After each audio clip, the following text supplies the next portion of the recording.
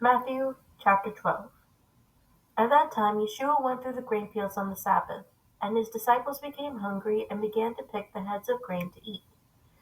Now when the Pharisees saw this, they said to him, "Look, your disciples are doing what is not lawful to do on a Sabbath." But he said to them, "Have you not read what David did when he became hungry, he and his companions? How they entered the house of Yahweh, and they ate the consecrated bread, which was not lawful for him to eat, nor for those with him, but for the priests alone? Or have you not read that in the law that on the Sabbath the priests in the temple violate the Sabbath, and yet are innocent? But I say to you that something greater than the temple is here. But if you had known what this means, I desire compassion rather than sacrifice, you would not have condemned the innocent.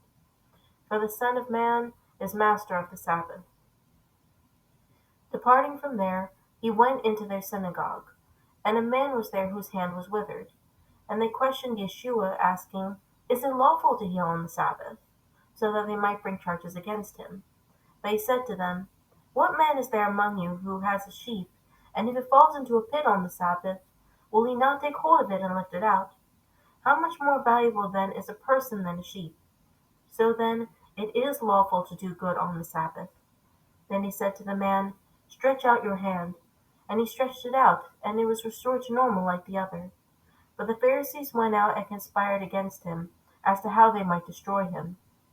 But Yeshua, aware of this, withdrew from there. Many followed him, and he healed them all, and warned them not to tell who he was. This happened so that what was spoken through Isaiah the prophet would be fulfilled. "Behold, my servant whom I have chosen, my beloved in whom my soul delights. I will put my spirit upon him, and he will proclaim justice to the Gentiles. He will not quarrel, nor cry out, nor will anyone hear his voice in the streets. A bent reed he will not break off, and a dimly burning wick he will not extinguish, until he leads justice to victory. And in his name the Gentiles will hope." Then a demon-possessed man who was blind and unable to speak was brought to Yeshua, and he healed him so that the man who was unable to speak talked and could see. And all the crowds were amazed and were saying, "This man cannot be the son of David, can he?"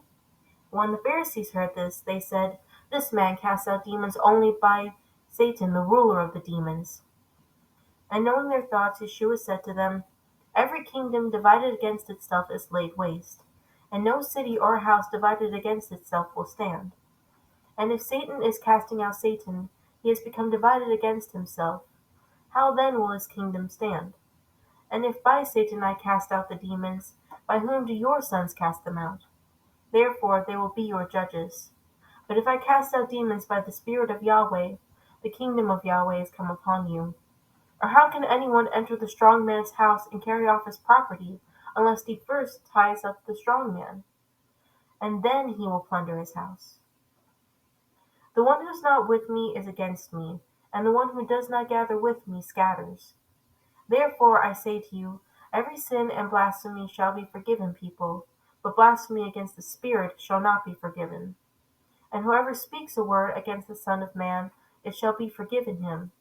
But whoever speaks against the Spirit, it shall not be forgiven him, either in this age or in the age to come. Either assume the tree to be good as well as its fruit good, or assume the tree to be bad as well as its fruit bad. For the tree is known by its fruit.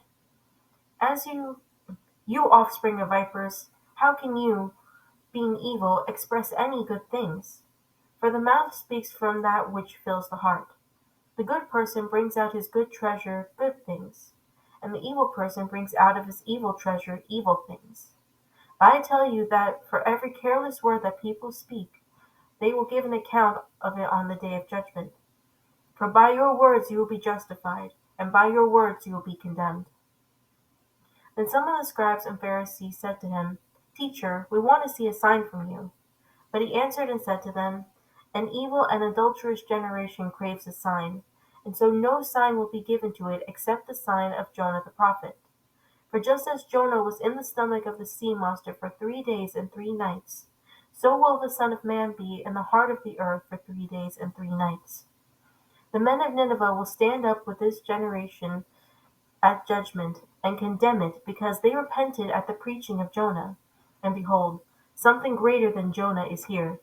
The queen of the south will rise up with this generation at judgment and will condemn it, because she came from the ends of the earth to hear the wisdom of Solomon. And behold, something greater than Solomon is here. And when the unclean spirit comes out of a person, it passes through the waterless places seeking rest, and does not find it. Then it says, I will return to my house from which I came. And when it comes, it finds it unoccupied, swept, and put in order. Then it goes and brings along with it 7 other spirits more wicked than itself, and they come in and live there, and the last condition of that person becomes worse than the first. That is the way it will also be with this evil generation. While he was still speaking to the crowds, behold, his mother and brothers were standing outside, seeking to speak to him. Someone said to him, Look, your mother and your brothers are standing outside, seeking to speak to you. But Yeshua replied to the one who was telling him and said, Who is my mother, and who are my brothers? And extending his hand towards his disciples, he said, Behold, my mother and my brothers. For whoever does the will of my Father who is in heaven, he is my brother and sister and mother.